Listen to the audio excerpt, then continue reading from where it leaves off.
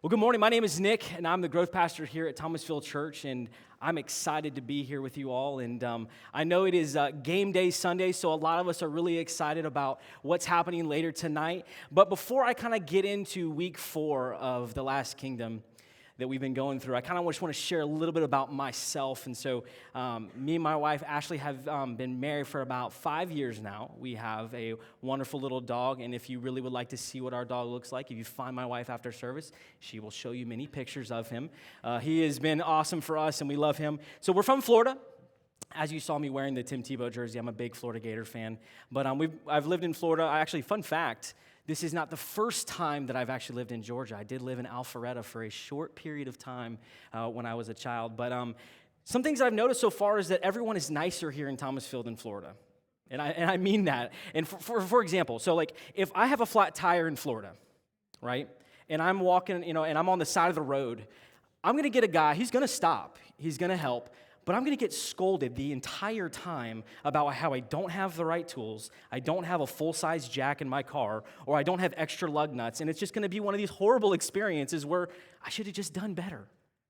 But then here, people are just different. Like, I imagine that if I were to have that flat tire, someone would come along and they'd help, and they'd ask me how I'm doing. They'd ask me if I've had lunch today, and if I would like a good place to go. And so just everyone here seems to just have a family feel, and we appreciate that, and that's been something that we've loved so far about being here, and we're excited to be a part of this family here at Thomasville Church, but also here in Thomasville as a city. And so, but it is game day Sunday. Most of America is gearing up for what is going to be a football game that's going to happen. There will be a winner, and there will be a loser, and listen, some of us will be rooting for a team, and some of us will be rooting against a team. I know for me, I'll be rooting against a team, the Chiefs. I'm tired of them winning, and that just is what it is. But enough about football. What I love most about this day is the fact that everyone across the world picks a team that they root for. I think it's such a powerful thing that we can kind of lean into today, because that's kind of the whole MO of our lives and our walk with Christ. It's how we pick a team, and we stay true to that team, and we fight for that team. And so for me, I think it's pretty awesome. And we're going to talk about some teams today. But one thing I want you to kind of challenge you with before we get started is that some of y'all sit on the bench of the team when you should be fighting as hard as you can. And I want you to remember that as we go through today's service and we kind of lean into the verses that we have. But let's talk about some other teams. So we have Team Coffee, right? Raise your hand if you're Team Coffee. Like, I'm Team Coffee all the time. I actually had coffee last night at 10:30 p.m. just because, right? But then there's also some people who are Team Tea, right? They like a little more sophisticated version of getting their caffeine, right? And they want to, coffee is like a punch to the mouth, and tea is like a slow startup, ready to go. And as long as it's the same amount of caffeine, it doesn't really matter, right?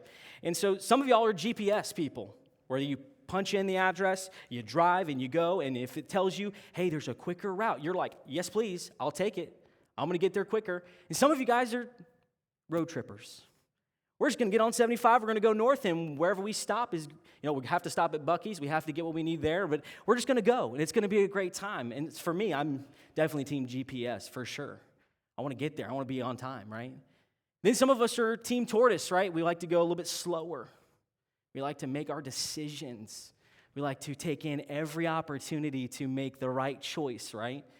And then some of us are Team Hare, like me, where it's like, I'm going to go ahead and start running, and I'll figure out where I'm going while I'm running. And so no matter what team you're on, right, there's always these scenarios that we could talk about. But the one team that we have an opportunity to play for and have a crazy impact on is the team of King Jesus, right? And so for many of you in this room, some of you probably played football through high school. And so one of the greatest things that I ever experienced was playing football with a team.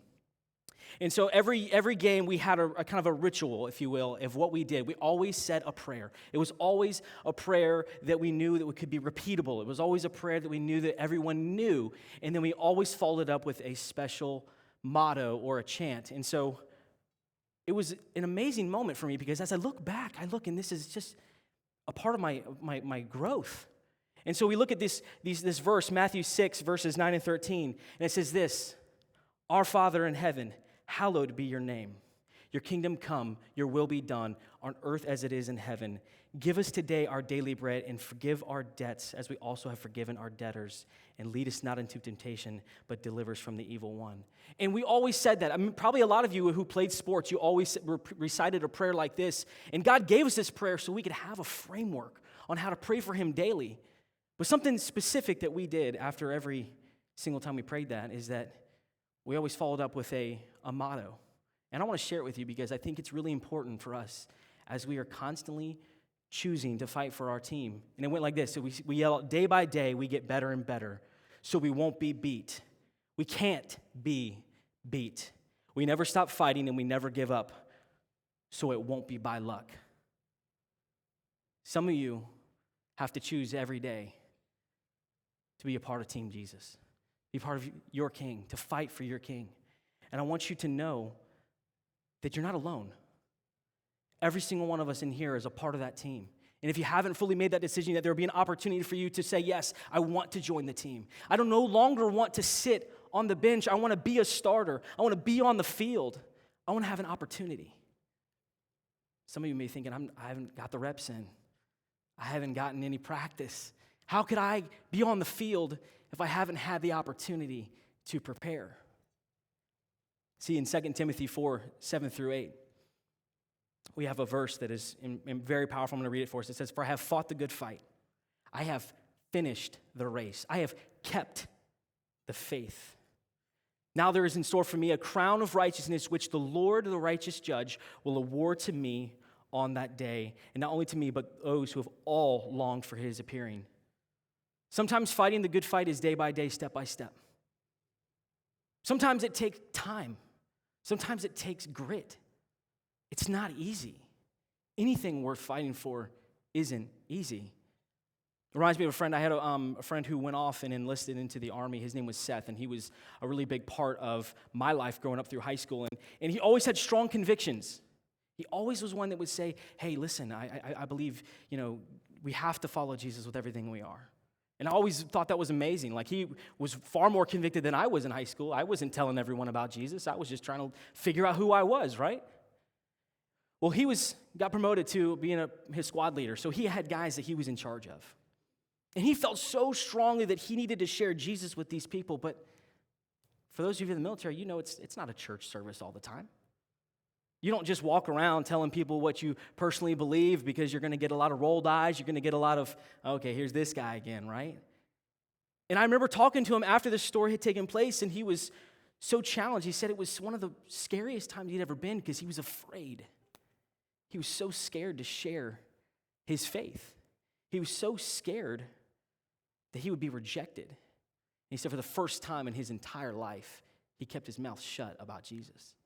And he sat on the bench and he said, I'm done. I don't know if I'm built for this. I don't know if I am enough to share Jesus' name. And I think there are some of you today in this room who are quiet at your jobs, in your homes, or with your friend groups, where you're deciding that you may not feel that you are not equipped enough to share the good news of Jesus. And I'm here to tell you today that is not the case. That is not the case. I think God is calling us to be loud in today's culture. He's calling us to be bold for his kingdom.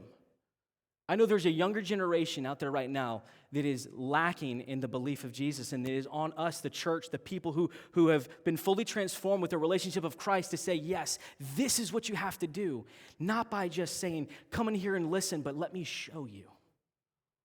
Let me show you what it means to have a real relationship with Jesus. That's what's so important. That's a part of it. There's a section of verses in John 18 that we're going to walk through today that's one of my favorite stories really in the New Testament. And it's the story of Jesus being confronted by Pilate. And so Pilate is asking a bunch of questions to Jesus, and we're going to pick up right here in verse 33. It'll be on the screen. It says, Pilate then went back inside the palace, summoned Jesus, and asked him, are you the king of the Jews? Are you the king of the Jews? He says, is that your own idea, Jesus asked? Or did others talk to you about me? He says, am I a Jew? Your own people and chief priests handed you over. So what is it that you have done? So in this moment, he was handed over by all of his own people, his team, his staff, his coaching staff, it didn't matter what it was, he was handed over by his own people.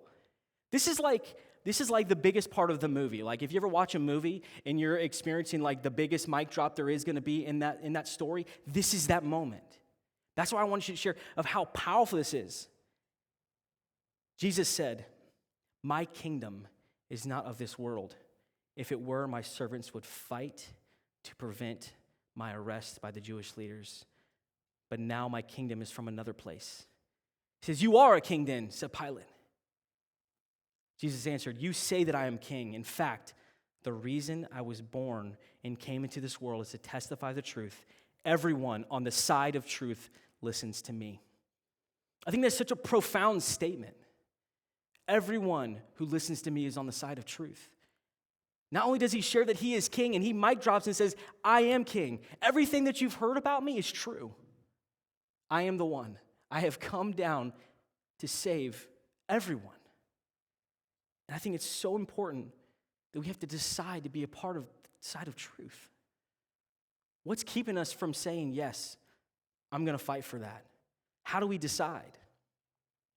Well, Seth, when he was going through being deployed over in Afghanistan, he was struggling with connecting with the people in his squad. And so he finally had a moment where he felt like it was time to share. And they had just found out that there was a friend back home from one of his squad mates who had passed away.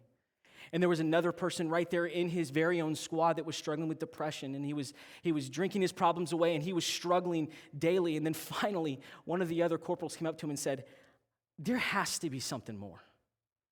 There has to be. This cannot be the only thing that's left for us."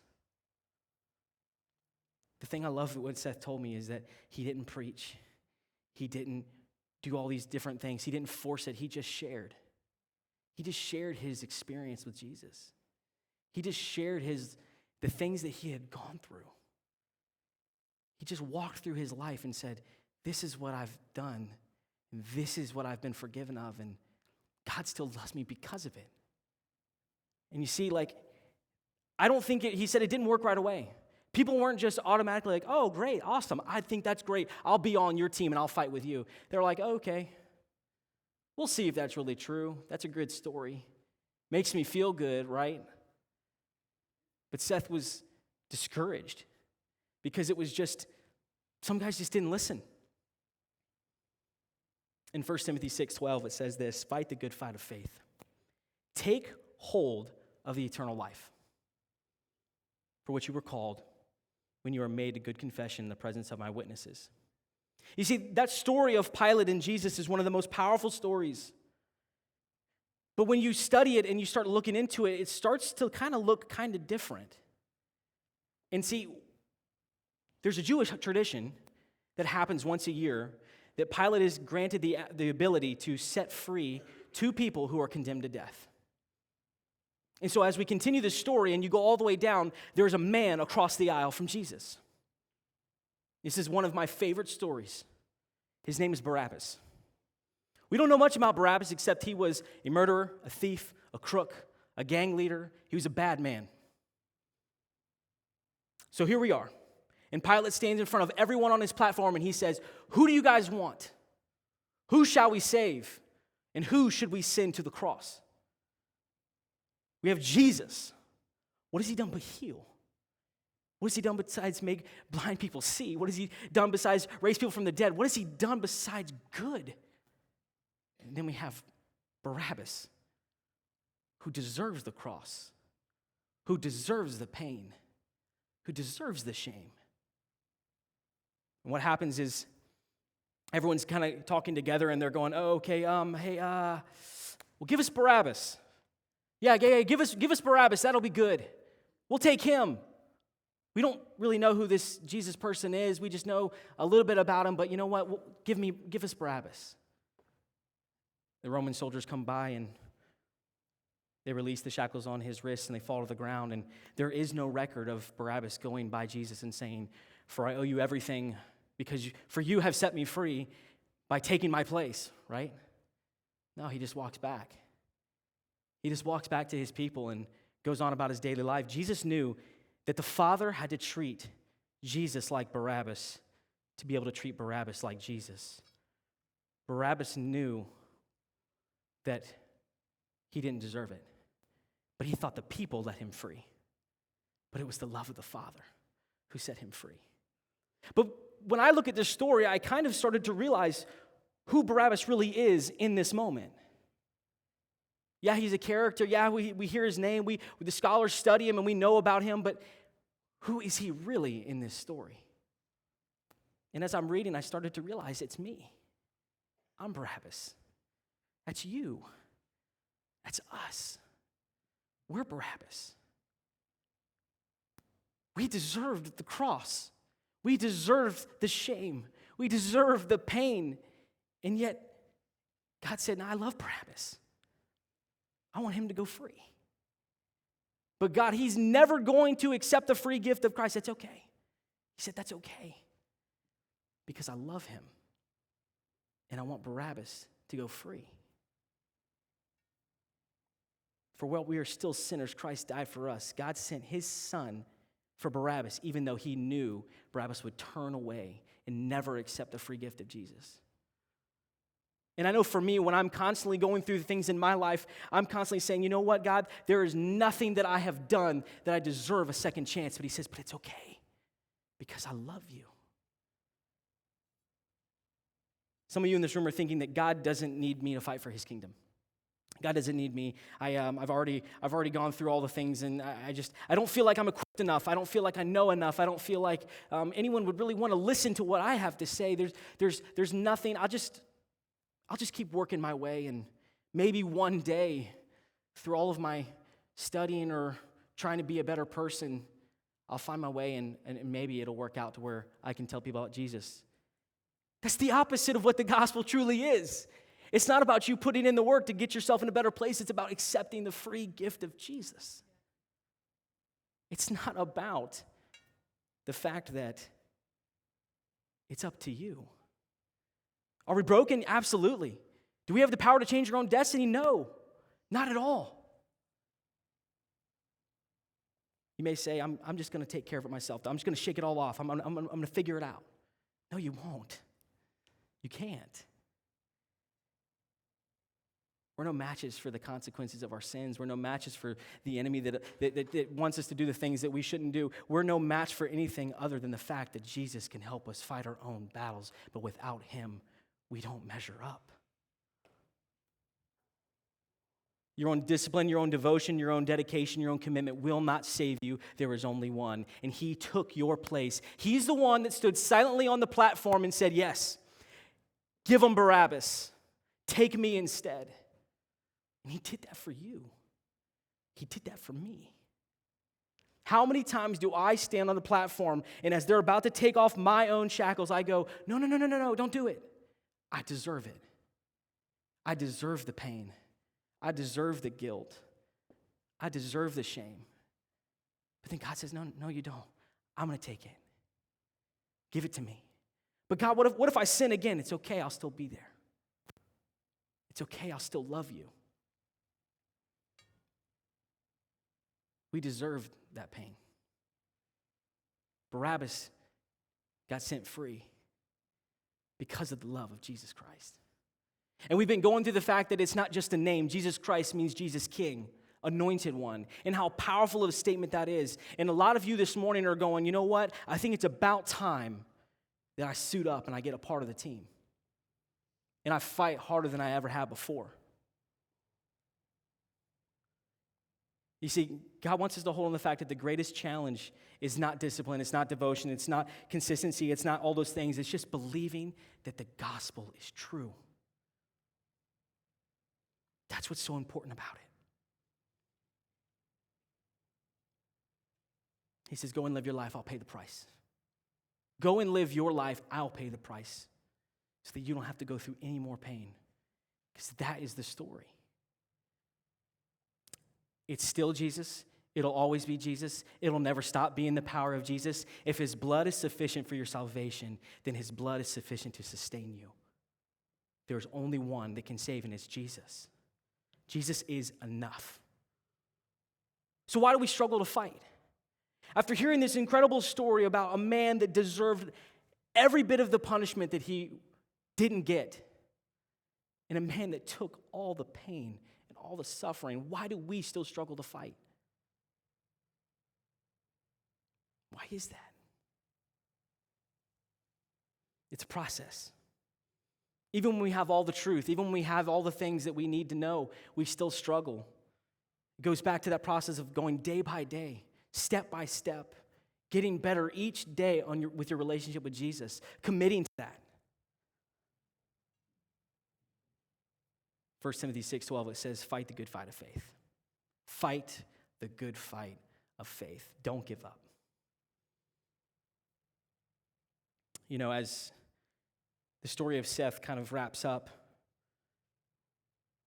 there was a time where when we were sitting down and he was telling me what happened is their squad got split up. A couple of guys got sent to a different platoon and they were going to do a different thing and they were sent out to do some sort of operation.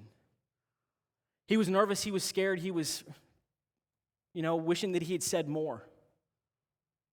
But the one corporal that he had spent a lot of time with, and they began reading together, they began doing studies together, and they began just doing life together. He found out that he was going. So they had their moment, they said goodbye, and they said, be safe, and that young man left. Well, as time went on, he continued to do what he was doing. He was working in the barracks, and he was doing all the things that he should have been doing. He was following orders. He was continuing to be the very Seth that he was growing to be. He was fighting. He was sharing when he had the ability to share. He was sharing when he felt like he could. But he said then there was a moment where he just got so discouraged because the people he felt like were listening the most were no longer there next to him. He felt like the teammates that he had been practicing with and the teammates that he was fighting with were no longer there. We got a call. He went to his CO's office and they said, hey, listen, we want to tell you something. Something didn't go well out there. And we recovered a few things, and we wanted you to have this. And he was handed a journal from one of those young men that he had been speaking with. And here's the thing. I want you to listen really closely. When you think it's not worth it, just to share how much God means to you, just to share what he's doing in your life, when you feel like it's not big enough, when you feel like it's not strong enough, when you feel like it doesn't measure up to somebody else's story, go listen to them. When you feel that you don't have enough weight to say, Jesus did this for me, I want you to rethink. Because he opened the journal and there was a note and it was talking about how Seth had changed this young man's life. This young man had said, I want to fight for Jesus. I want to be a part of this team. I want to fight because he is my king. I want my life to be forever transformed because of it. It wasn't all for nothing. It wasn't because of anything that Seth did. It was because of his obedience. It was because of that he decided to fight. It's because he decided to share the truth. I want you guys to really think about that today as we go out and we are constantly going in different directions. You may say, I'm too busy, I don't have enough time, I'm just, I don't have enough Bible verses memorized. It doesn't matter. There's always time to say that you can go learn more, but the most important thing that you can do is to be obedient in the time that you need to be obedient. Just sharing the fact that Jesus loves you and the fact that you have a relationship with him and the fact that you have grown can be just as impactful. You are on a team. And if you're not on that team, this is an amazing opportunity for that. This church is a team. This community is a team. People who follow Jesus, it's a team. We're here to fight for it and not just let it go by the wayside. The good fight is the fight to be Christ-like regardless. The good fight is the fight to be Christ-like regardless, no matter what you go through. No matter who you're walking with, no matter who you're around, the fight is worth it. In 2 Timothy 4:6-7, we have a moment where Jesus is telling us a few things, and it says, "For I'm already being poured out like a drink offering, and at the time of my departure is near. I have fought the good fight. I have finished the race. I have kept the faith. If his blood is sufficient for your salvation, then his blood is sufficient to sustain you through every trial, through every challenge, through every tribulation. No matter what you go through, he is enough for you. I don't know about you all today, but I've been so encouraged with the fact that he is not just a name. Jesus Christ is not just a name, it's a title. He's the King of our lives. And a lot of us in this room, we don't treat him like that.